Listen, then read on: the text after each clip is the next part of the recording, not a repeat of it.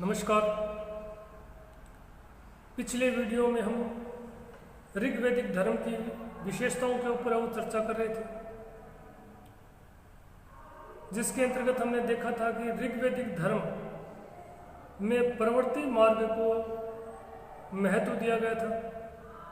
अर्थात ऋग्वैदिक धर्म प्रवृत्ति निवृत्ति मार्ग के स्थान पर प्रवृत्ति मार्गी था। अर्थात ऋग्वैदिक आर्य अपनी सांसारिक इच्छाओं की पूर्ति के लिए ही ईश्वर की उपासना करते थे। दूसरी विशिष्टता हमने देखी थी ऋग्वैदिक धर्म की, वो थी बहुदेववाद की परंपरा, जिसमें हमने देखा था कि ऋग्वैदिक जो आर्य थे वो मूलतः प्रकृति के उपासक थे और बहुदेववादी थे, क्योंकि वो अनेक प्राकृतिक शक्तियों की उपासना करते थे। देवताओं के रूप में उन्हें स्वीकार कर उनकी उपासना करते थे। इस प्रकार उन्होंने बहुत सारी प्राकृतिक शक्तियों को देवताओं के रूप में स्वीकार कर लिया था, अर्थात वे बहुदेववादी थे। ऋग्वैदिक आर्यों ने उन सभी प्राकृतिक शक्तियों को देवताओं के रूप में स्वीकार कर लिया था जिनसे उन्हें जीवन शक्ति और मानसिक रूप से प्रेरणा प्राप्त होती थी। उन सभी प्राकृतिक शक्तियों को उन्होंने देवताओं के रूप में स्वीकार कर लिया था। यह ऐसा कह सकते हैं कि उन्होंने देवताओं की कल्पना मनुष्य को सुख पहुंचाने वाली शक्ति, यह ऐसा कह सकते हैं कि विभिन्न मानवीय सद्गुणों से युक्त परम शक्तिवान मनुष्य के रूप में की थी। यानी उन्होंने प्राकृतिक शक्तियों को, उन सभी प्राकृतिक शक्तियों को देवताओं के रूप में स्वीकार कर लिया था जिनसे उन्हें जीवन की शक्ति या मानसिक रूप से सकारात्मक प्रेरणा मिलती थी। और उन सभी प्राकृतिक शक्तियों का उन्होंने मानवीय रूप में आरोपीकरण कर उनके माध्यम से अपनी भौतिक यानी सांसारिक इच्छाओं की पूर्ति का प्रयास किया। ऋग्वेद में वो कुल 33 देवी देवताओं का उल्लेख मिलता है जो प्राकृतिक शक्तियों से संबंधित है, और इन 33 देवी देवताओं को कुल 3 श्रेणियों में ऋग्वैदिक आर्यों द्वारा विभाजित किया गया था, जिसका उल्लेख ऋग्वेद में मिलता है। अर्थात ऋग्वेद में कुल 33 देवी देवताओं का उल्लेख मिलता है जिन्हें 3 श्रेणियों में विभाजित किया गया। एक श्रेणी थी आकाशवासी देवताओं की, दूसरी थी अंतरिक्षवासी देवताओं की और तीसरी थी पृथ्वीवासी देवताओं की। सबसे ऊपर अनंत में निवास करने वाले देवताओं को आकाशवासी देवता कहा जाता था, जिनमें सूर्य, मित्र, वरुण, धोष, सविता, पूषण, उषा, अदिति आदि प्रमुख देवता थे। ये समस्त आकाशवासी देवता थे, जिनमें धोष नामक जो आकाशवासी देवता था वो ऋग्वैदिक आर्यों का सबसे प्राचीन देवता था, सबसे प्राचीन और सबसे प्रमुख देवता माना जाता है। दूसरी श्रेणी थी अंतरिक्षवासी देवताओं की, जिसके अंतर्गत है वो इंद्र, मरुत, वात और पर्जन्य को रखा गया था। तीसरी श्रेणी थी पृथ्वीवासी देवताओं की, जिसमें पृथ्वी पर निवास करने वाले देवताओं को रखा गया था, जिनमें पृथ्वी, सोम, अग्नि, सरस्वती आदि प्रमुख देवी देवता थे। देखिए, ऋग्वैदिक आर्यों का इन 33 देवी देवताओं में जो सबसे प्राचीन देवता है वो धोष माना जाता है, लेकिन ऋग्वेद से पता चलता है कि ऋग्वैदिक आर्यों का जो सबसे महत्वपूर्ण जो देवता था वो था इंद्र,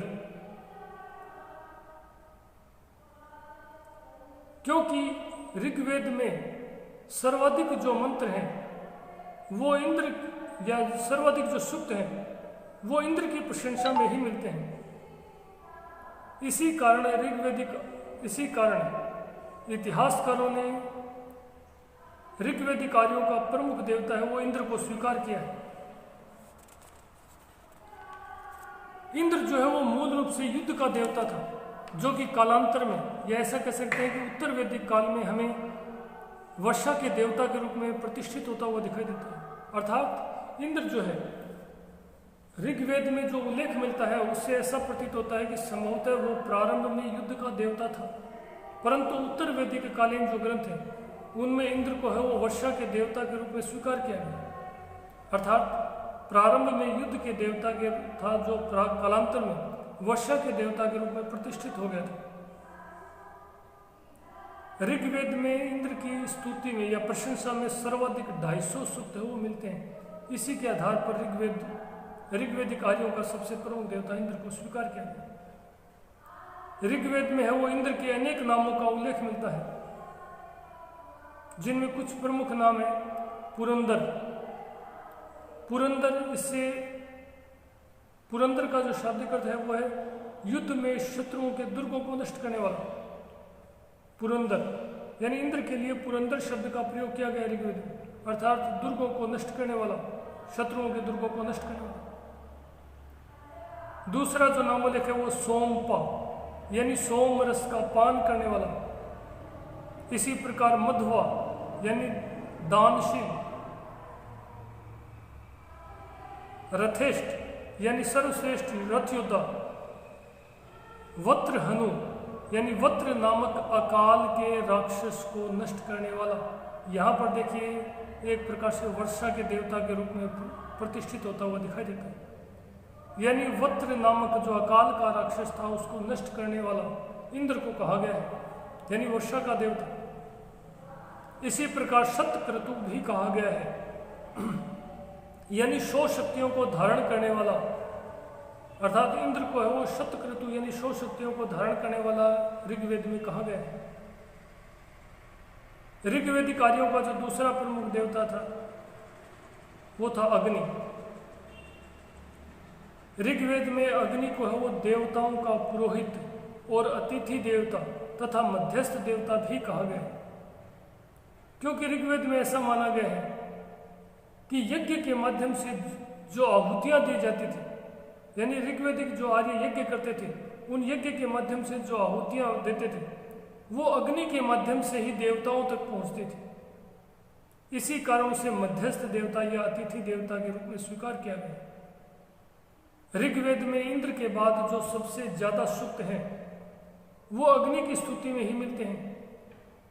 अग्नि की स्तुति में ऋग्वेद में लगभग 200 मंत्र है वो सूक्त मिलते हैं। सर्वाधिक सूक्त है वो इंद्र की स्तुति में, दूसरे स्थान पर अग्नि जिसकी स्तुति में लगभग 200 सूक्त मिलते हैं। अग्नि है वो पृथ्वीवासी देवता था।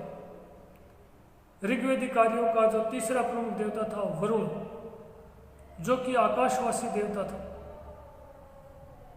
जिसे ऋग्वेद में नैतिकता के देवता के रूप में स्वीकार किया गया है। और ऋग्वेद में उसे ऋतस्य गोपा यानी ऋत का रक्षक स्वीकार किया गया है। ऋत से मेरा तात्पर्य है प्रकृति की नैतिक और अनुशासनात्मक व्यवस्था,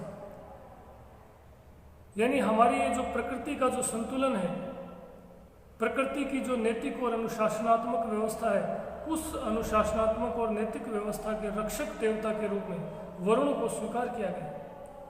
वर्तमान में हम सबसे ज्यादा इसी प्राकृतिक संतुलन की समस्या से ही पीड़ित हैं। ग्लोबल वार्मिंग है, ग्रीन हाउस इफेक्ट है, ये सारे के सारे प्राकृतिक असंतुलन यानी प्रकृति के असंतुलन के कारण ही उत्पन्न हुए। ग्रीष्म ऋतु के बाद है वो वर्षा ऋतु का आना, वर्षा का लेट हो जाना, यानी इसी आधार ऋग्वेद में जो है वो प्रकृति की जो नैतिक और अनुशासनात्मक व्यवस्था है उसका देवता है वो वरुण को स्वीकार किया गया, जो कि ऋग्वेदिक कार्यों का तीसरा प्रमुख देवता था। ऋग्वेदिक कार्यों का जो चौथा प्रमुख देवता था सोम, जिसे आनंद और उल्लास के देवता के रूप में स्वीकार किया गया है। ऋग्वेद का जो 9वां मंडल है, पूरा का पूरा संपूर्ण 9वां मंडल वो सोम को ही समर्पित है। ऋग्वेदिक कार्यों के जो अन्य प्रमुख देवता थे उनमें सूर्य आकाशवासी देवता था, परंतु सूर्य जो है वो दिन में दिखाई देने वाले स्वरूप को ही सूर्य कहा जाता है। सूर्य का जो 24 घंटे वाला यानी संपूर्ण स्वरूप है उसे सविता कहा जाता था।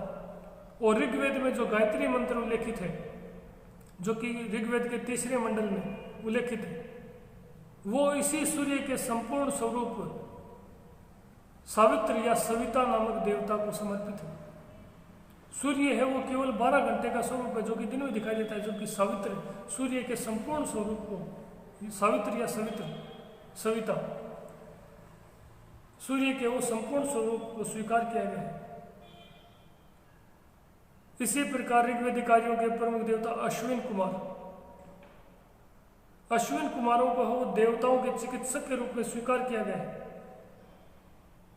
इसी प्रकार ऋग्वेद में है वो पुष्ण नामक देवता का उल्लेख मिलता है जो कि आकाशवासी देवता था, जिसे चारागाहों के देवता के रूप में स्वीकार किया गया, जो कि पशुओं और चारागाहों का देवता था।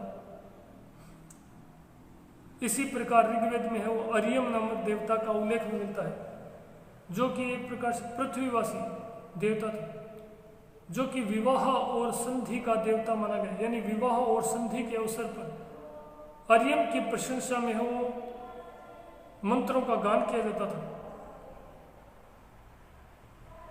इसी प्रकार आकाशवासी देवी अदिति का उल्लेख भी मिलता है।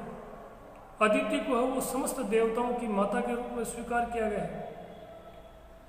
उसे सार्वभौम भावना की प्रतीक देवी के रूप में भी स्वीकार किया गया है। इसी प्रकार उषा को है वो प्रातःकाल की देवी के रूप में स्वीकार किया गया है। अरण्यानी को वन की देवी के रूप में स्वीकार किया गया है। इला को आराधना की देवी के रूप में स्वीकार किया गया है। पुरामाधि को है वो उर्वरता की देवी के रूप में स्वीकार किया गया है। और सरस्वती को है वो शिक्षा और ज्ञान की देवी के रूप में स्वीकार किया गया है। इस प्रकार ऋग्वेद में हो कुल 33 देवी देवताओं का उल्लेख मिलता है, जिनको 3 भिन्न भिन्न श्रेणियों में विभाजित किया गया है। इसके अलावा जो ऋग्वेदिक धर्म की अन्य विशेषताएं जैसे कि यज्ञ परंपरा, ऋग्वेदिक धर्म को यज्ञ धर्म भी कहा जाता है, जिसके ऊपर चर्चा हमें वो नेक्स्ट वीडियो में करेंगे। धन्यवाद।